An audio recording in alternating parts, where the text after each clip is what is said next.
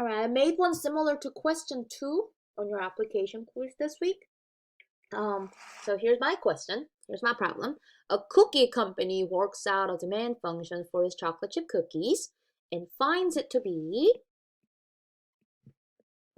P equals 12 times e to the negative 0.5 x power. And we can see x is ranging from 0 to 5.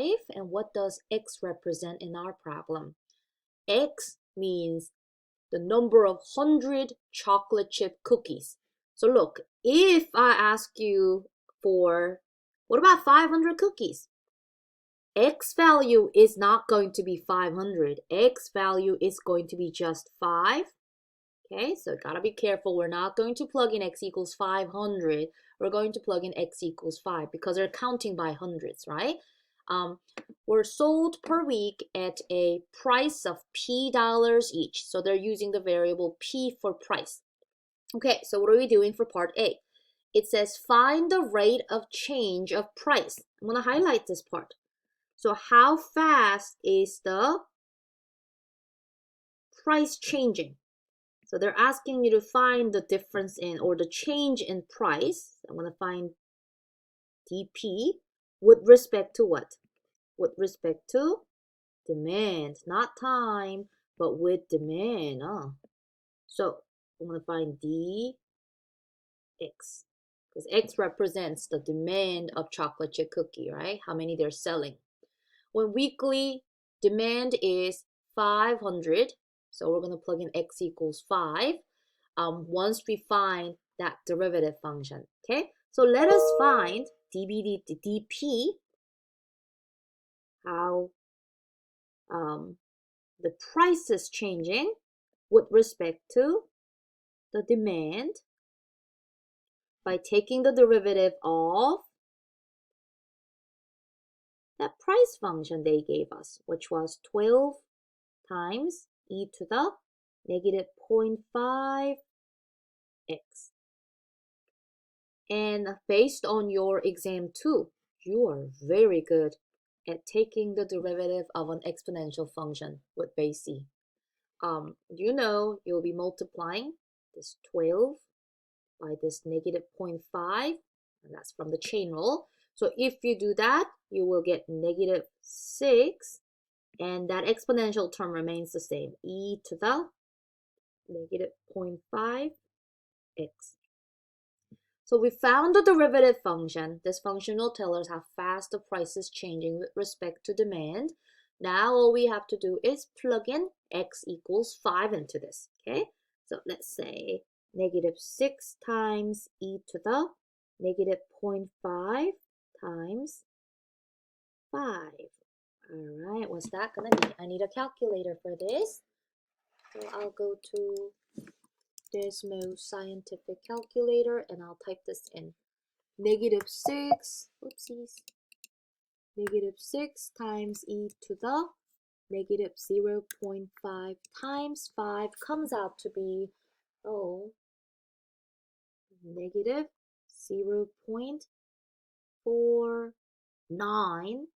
Well, you know, we got this naked number. Like, what does that number mean in this problem, right? So let's talk about this number, all right? We gotta put unit in everything, and they even want us to interpret this result.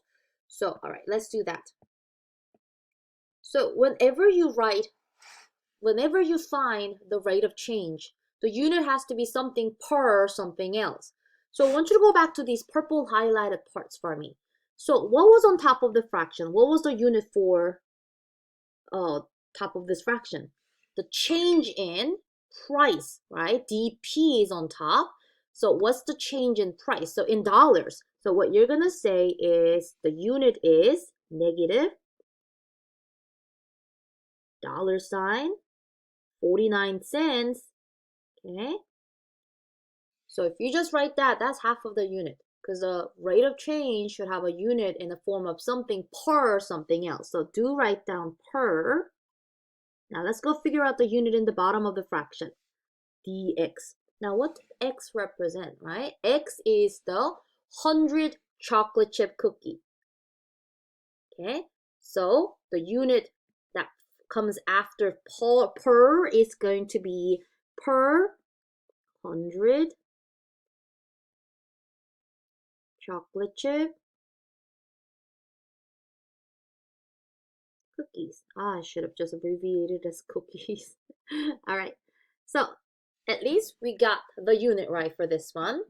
But now they wanted a little more for this. They wanted us to interpret this. So let's try to write a sentence, a simple sentence interpreting this result, okay?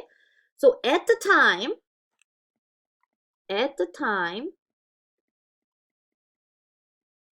when weekly demand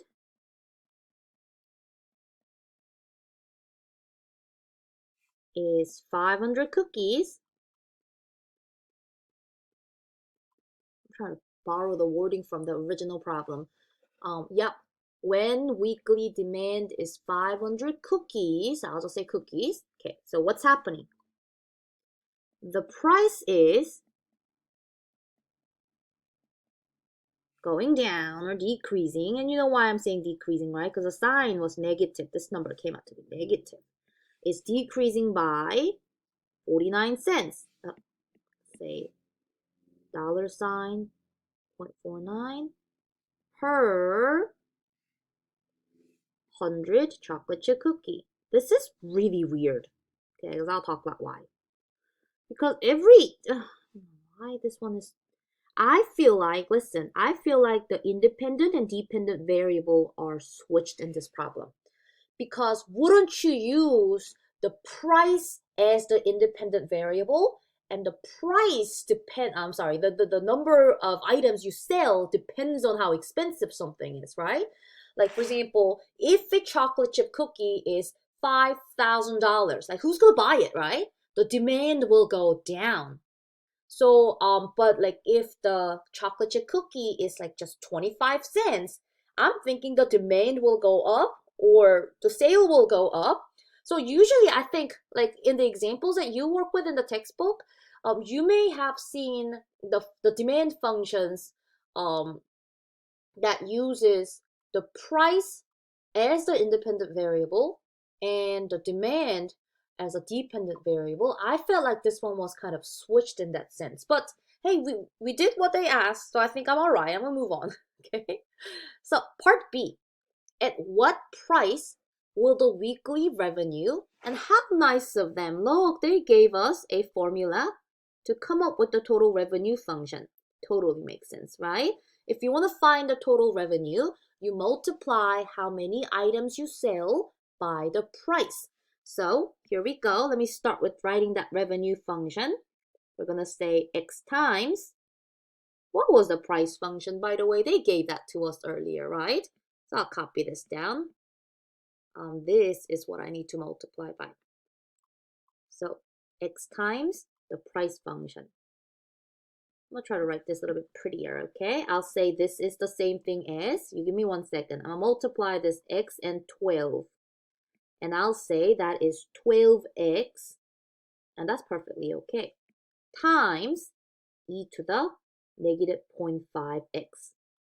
I use 2 different colors because I see a product of 12x times e to the negative 0.5x. I am like mentally preparing for the derivative because I'm thinking like we may have to take the product rule to find the marginal revenue. All right, let's keep going. Oh yeah, we have to do that now because they said like, when will this revenue be maximized? What is the maximum weekly revenue? So we will have to find 2 answers. First, what will be the x value that will maximize this revenue? Okay. Second, what's going to be that actual maximum revenue? So I'll show you how to do them in this video. So to find the maximum value, find the derivative, okay? So this is the revenue function. Let us find the marginal revenue function, the derivative of the total revenue function, okay? So I'm going to use the product rule here, okay? So product rule says do first times the derivative of the second plus second times the derivative of the first. In this problem, first is 12x. Derivative of 12x is 12, right? Second is, I label my second as g, e to the negative 0.5x. And what is the derivative of that? Negative 0.5 e to the negative 0.5x. So I'm going to put my pieces together and find the derivative using product rule. So starting with first times. All right, hold on. First, which is 12x. So I'll write down 12x first. 12x times the derivative of the second.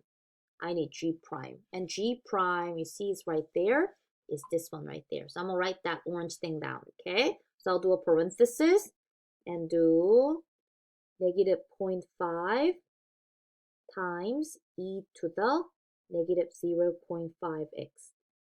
I am halfway done with my product rule, okay? Let me move this one a little bit to the side. And I need to draw a plus sign, right? Plus, for this plus sign in the middle. Now what's next? I need to do g. G is this exponential term. So I'll write that down. E to the negative 0.5x. And what are we multiplying this by? F prime, which is just 12. So I'm going to stick that 12 in front of this. Okay? All right. Looking good. Let me try to simplify this, okay? R prime of x equals, you know what?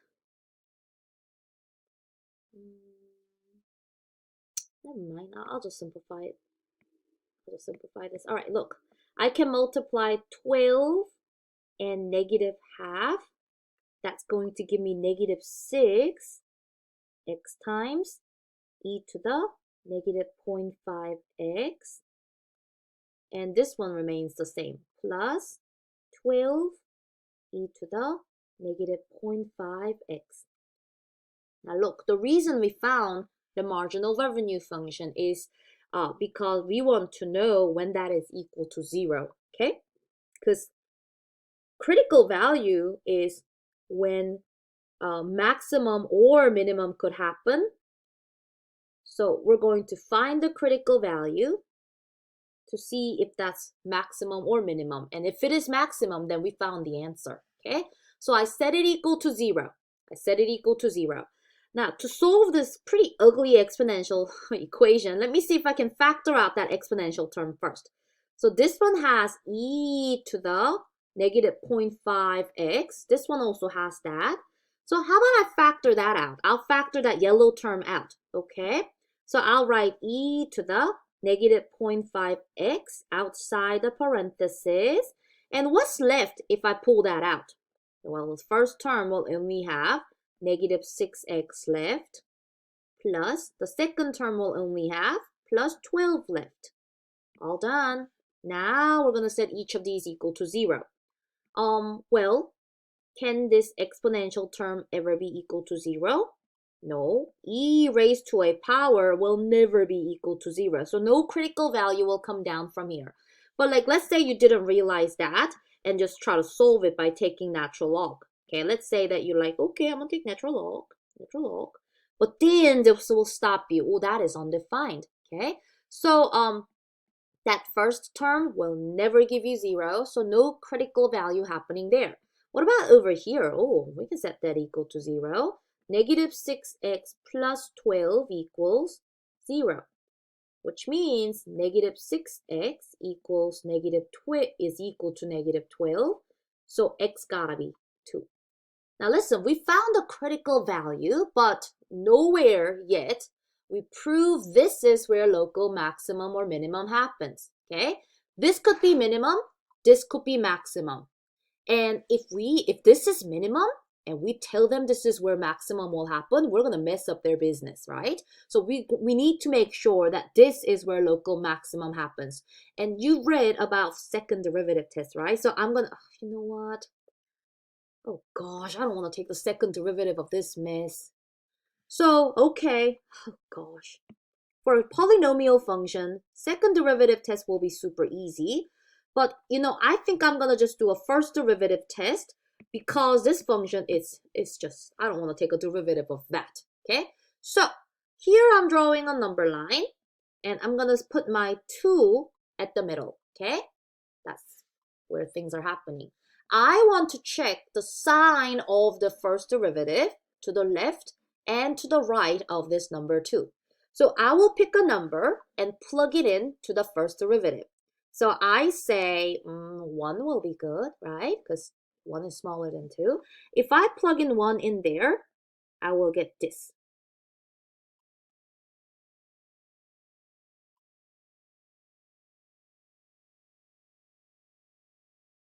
Okay, and I'll just set up the other one and then I'll go to the calculator and take care of them all at the same time. Now, I'm going to pick another number to the right of 2. So I'll say 3. 3 is bigger than 2, so I'll plug in 3 into the first derivative. Which test am I running right now? This is called the first derivative test from section 3.1, right? Remember this? All right, I am about to go get their signs, okay? So let's see. So I'm typing in -6 times 1 times e to the -0.5 times 1 plus 12 times e to the -0.5 times 1. That is one of the answer. And notice that number came out to be positive. I'll mention that soon. Now, the next one I had to plug in the 3. Change everything to 3. Look at that. That came out to be negative. So let's talk about those. So the first one came out to be, hold on, 3.6. Not that I actually care about the number value, but I just care about their sign. So let's talk about their signs now, okay? Positive first derivative indicates that this function is increasing from 0 to 2. So the revenue was going up from 0 to 2. Now, negative first derivative indicates that the revenue is decreasing from 2 and on. So, if you kind of try to sketch a picture of this, here's our revenue going up, going up, going up, going up. Hit that 2, and what happened at 2? Going down, going down, going down, okay? So what's happening at 2? 2's gotta be our local or max right here. So include a little proof. Tell me why you know 2 is the maximum and not the minimum. And you will never be able to tell without actually doing the first derivative or the second derivative, because critical value is just where something special happens. It could be maximum, but it could also be minimum, okay? So now look, we got the X value, how many chocolate chip cookies they need to be in demand to maximize the profit. So let me see if we answer the question. At what price? No.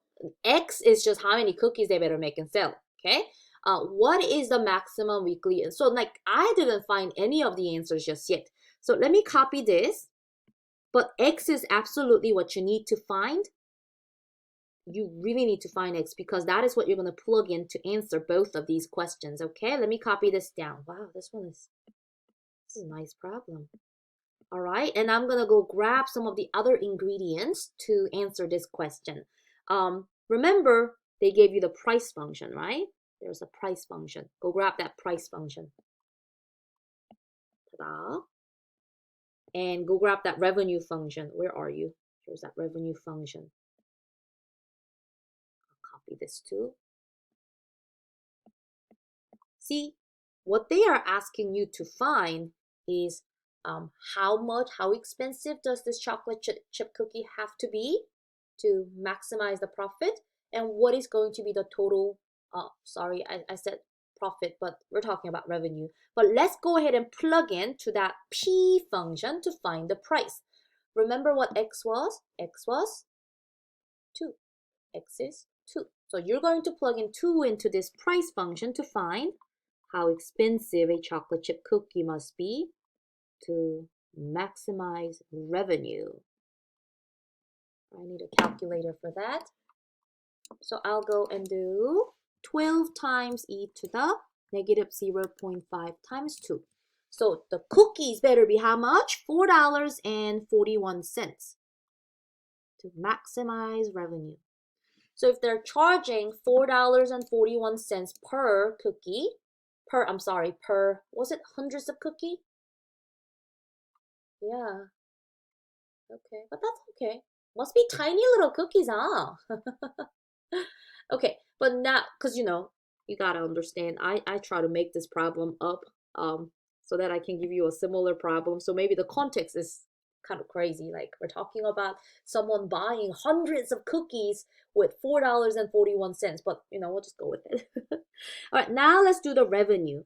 We know what X is, so we'll plug into X.